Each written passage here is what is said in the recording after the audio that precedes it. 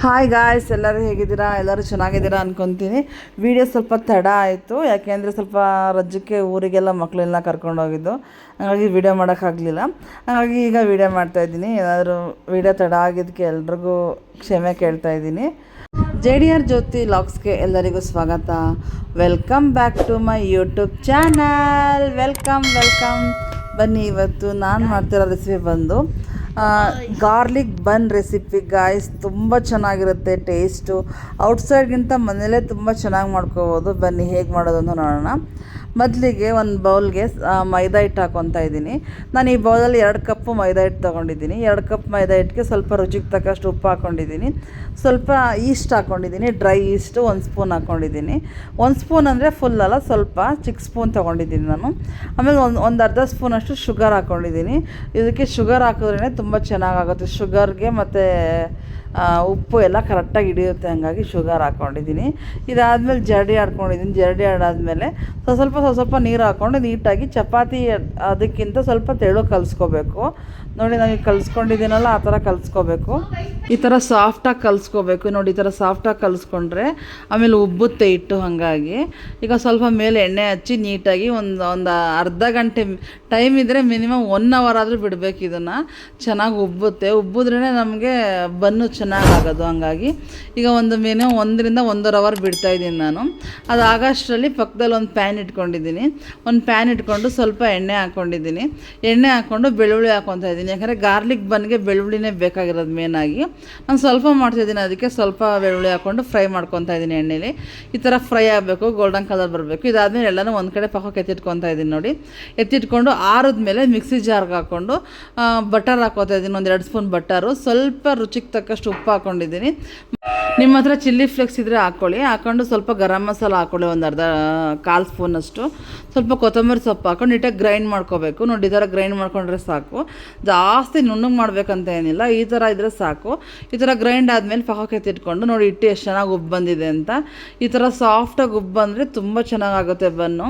ಒಂಥರ ಸಾಫ್ಟಾಗಿರುತ್ತೆ ಬನ್ನು. ಬೇಕ್ರಿ ಸ್ಟೈಲ್ಗಿಂತನೂ ಮನೇಲಿ ತುಂಬ ಚೆನ್ನಾಗಿ ಮಾಡ್ಕೋಬೋದು.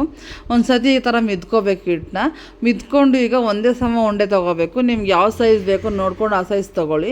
ಯಾಕೆಂದರೆ ಇದು ಬೆಂದ ಮೇಲೆ ಸ್ವಲ್ಪ ಬನ್ನು ಸ್ವಲ್ಪ ದಪ್ಪಾಗುತ್ತೆ, ಅದಕ್ಕೋಸ್ಕರ ನಾವು ನೋಡಿಕೊಂಡು ತೊಗೋಬೇಕು. ನಾವು ಚಪಾತಿ ಹಿಟ್ಟು ಅದಕ್ಕೆ ತೊಗೊತೀವಲ್ಲ ಉಂಡೆ, ಅಷ್ಟು ತೊಗೊಂಡ್ರೆ ಸಾಕು. ನೋಡಿ, ಎಣ್ಣೆ ಹಾಕಿದ್ದೀವಲ್ಲ ನಾವು, ಹಂಗಾಗಿ ಎಣ್ಣೆ ಚೆನ್ನಾಗಿ ಇಟ್ಕೊಂಡಿದೆ ಇದಕ್ಕೆ.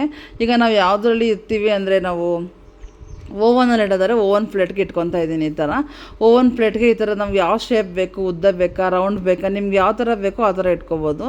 ನಾನು ಹೊರಗಡೆ ಸಿಗುತ್ತಲ್ಲ ಆ ಥರ ಬನ್ ಸೈಜ್ ಥರನೇ ಮಾಡ್ಕೊಳ್ಳೋಣ ಅಂತ ಮಾಡ್ಕೊತಾ ಇದ್ದೀನಿ. ನೋಡಿ, ಈ ಥರ ಕೈಯಲ್ಲಿ ಪ್ರೆಸ್ ಮಾಡಿಕೊಂಡ್ರೆ ನಮಗೆ ಚೆನ್ನಾಗಿ ಪ್ರೆಸ್ ಆಗುತ್ತೆ. ಯಾಕೆಂದರೆ ಚೆನ್ನಾಗಿ ನೆಂದಿದೆಯಲ್ಲ, ಹಂಗಾಗಿ ಚೆನ್ನಾಗಿ ಪ್ರೆಸ್ ಆಗುತ್ತೆ. ಈ ಥರ ಪ್ರೆಸ್ ಮಾಡಿಕೊಂಡು ಹಾಕ್ಕೊಂಡಿದ್ದೀನಿ.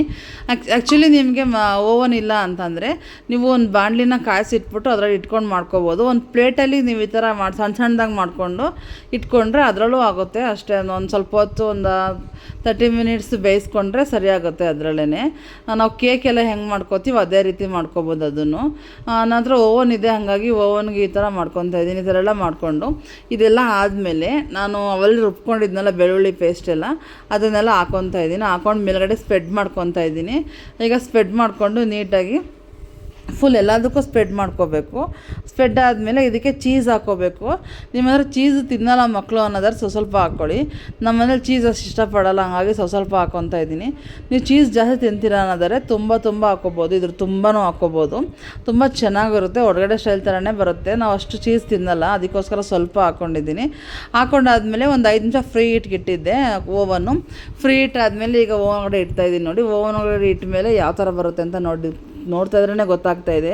ತುಂಬ ಚೆನ್ನಾಗಿ ಉಬ್ಕೊಂಡಿದೆ ಬನ್ನೆಲ್ಲ, ಸಾಫ್ಟಾಗಿ ಬರುತ್ತೆ. ನೋಡಿ ಎಷ್ಟು ಸಾಫ್ಟಾಗಿ ಬಂದಿದೆ ಅಂತ. ಈಗ ರೆಡಿ ಆಯಿತು. ನಾನು ಇದ್ರ ಟೈಮಿಂಗ್ಸ್ ಬಂದು 30 ನಿಮಿಷ ಬೇಯಿಸ್ಕೊಂಡಿದ್ದೀನಿ.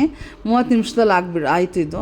ನೀವು ಒಲೆಯಲ್ಲಿ ಮಾಡ್ಕೊಳ್ಳೋದಾದ್ರೆ, ಗ್ಯಾಸ್ ಮೇಲೆ ಮಾಡ್ಕೊಳ್ಳೋದಾದರೆ ಒಂದು 35 ನಿಮಿಷ, ಒಂದು 5 ನಿಮಿಷ ಎಕ್ಸ್ಟ್ರಾ ತೊಗೋಬೋದು ಅಷ್ಟೇ.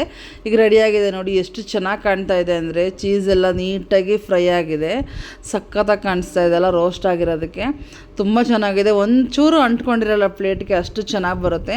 ಸ್ವಲ್ಪ ಆರಕ್ಕೆ ಬಿಡಬೇಕು, ಆರಿದ ಮೇಲೆ ಎತ್ಕೊಬೇಕು. ತುಂಬ ಬಿಸಿ ಇದ್ದರೆ ಎತ್ಕೊಳ್ಳೋಕ್ಕಾಗಲ್ಲ. ಹಂಗಾಗಿ ನೋಡಿ ಎಷ್ಟು ಚೆನ್ನಾಗಾಗಿದೆ ಅಂತ. ಸಖತ್ತಾಗಿ ಆಗಿದೆ, ಒಮ್ಮೆ ಟ್ರೈ ಮಾಡಿ. ನೀವು ಒಮ್ಮೆ ಟ್ರೈ ಮಾಡಿ ಹೇಗೆ ಬಂತು ಅಂತ ಹೇಳಿ ಕಮೆಂಟಲ್ಲಿ. ಹೊರಗಡೆ ಹೋಗಿ ತಿನ್ನೋ ಬದಲು ಈ ಥರ ಮನೇಲೇ ಹೆಲ್ದಿಯಾಗಿ ನಾವು ಯಾವ ಥರ ಬೇಕು ಆ ಥರ ಮಾಡ್ಕೊಬೋದು. ತುಂಬ ಚೆನ್ನಾಗಿರುತ್ತೆ. ಎಷ್ಟು ಸಾಫ್ಟಾಗಿ ಬಂದಿದೆ ಅಂದರೆ ನಿಮಗೆ ತೋರಿಸ್ತಾ ಇದ್ದೀನಿ ನೋಡಿ, ಅಷ್ಟು ಸಾಫ್ಟಾಗಿ ಬಂದಿದೆ. ಬನ್ನಂತೂ ತುಂಬ ಚೆನ್ನಾಗಿ ಬಂದಿದೆ. ಮಕ್ಕಳಂತೂ ತುಂಬ ಇಷ್ಟಪಟ್ಟು ತಿಂತಾರೆ. ಮಕ್ಕಳಿಗಿಂತ ಹೆಚ್ಚಾಗಿ ನಮಗೆ ತುಂಬ ಇಷ್ಟ ಆಗುತ್ತೆ. ನೋಡಿ ಎಷ್ಟು ಸಾಫ್ಟಾಗಿ ಕಟ್ ಆಗ್ತಾ ಇದೆ ಅಂತ. ನೀವು ಚೀಸ್ ಜಾಸ್ತಿ ಹಾಕ್ಕೊಂಡ್ರೆ ಇನ್ನೂ ಚೀಸ್ ಜಾಸ್ತಿ ಇರುತ್ತೆ. ನಮಗೆ ಅಷ್ಟು ಚೀಸ್ ಇಷ್ಟ ಆಗಲ್ಲ, ಅದಕ್ಕೋಸ್ಕರ ಸ್ವಲ್ಪ ಹಾಕ್ಕೊಂಡಿದ್ದೀನಿ.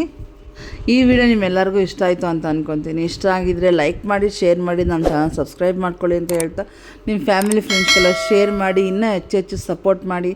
ಮತ್ತೆ ವಿಡಿಯೋ ಲೇಟ್ ಆಗೋಲ್ಲ, ವಿಡಿಯೋ ಪದೇ ಪದೇ ಹಾಕ್ತಾ ಇರ್ತೀನಿ, ನಾನು ಮಿಸ್ ಮಾಡಲ್ಲ ಅಂತ ಹೇಳ್ತಾ, ನಿಮ್ಮೆಲ್ಲರಿಗೂ ಹೃತ್ಪೂರ್ವಕವಾದ ಧನ್ಯವಾದಗಳು ಅಂತ ಹೇಳ್ತಾ, ಹೀಗೆ ಸಪೋರ್ಟ್ ಮಾಡ್ತಾರೆ. ಎಲ್ಲರಿಗೂ ಥ್ಯಾಂಕ್ ಯು.